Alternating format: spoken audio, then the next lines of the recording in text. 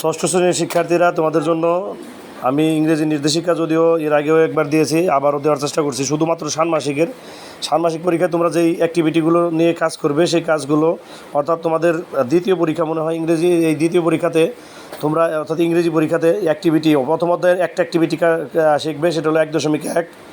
তোমাদের বই খুললেই অ্যাক্টিভিটি নাম্বারগুলো দেওয়া আছে বইতে, অনুশীলনীতে, সেগুলো দেখতে পাবে, বই খুললেই পাবে। দ্বিতীয় অধ্যায়ে একটা অ্যাক্টিভিটি কাজ করতে হবে, সেটা হলো 2.5। এই অ্যাক্টিভিটিগুলো নিয়ে তোমরা তোমাদের মতো করে তোমাদের যে সলিউশন আছে সেখানে কাজ করবে।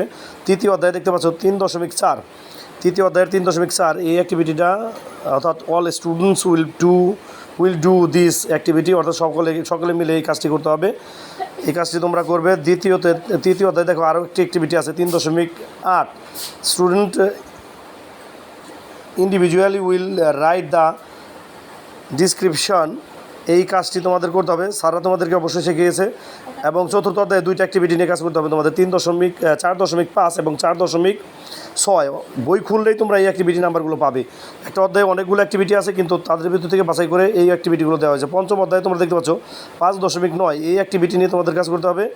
এই অ্যাক্টিভিটিতে যেই কাজগুলো করতে হবে বা স্যার যেভাবে শিখেছে, অথবা তোমাদের কাছে যদি কোনো সমাধান থেকে থাকে তাহলে সেই সমাধানের বই দেখেও তোমরা এটি অ্যাক্টিভিটি সম্পর্কে কাজ করতে পারবে। ষষ্ঠ অধ্যায়ে এখানে দেখতে পাচ্ছ 6.8, এই অ্যাক্টিভিটিটা তোমাদেরকে শিখতে হবে। শুধুমাত্র এই অ্যাক্টিভিটিটাই পরীক্ষাতে আসবে, এই অ্যাক্টিভিটি নিয়ে কাজ করতে হবে।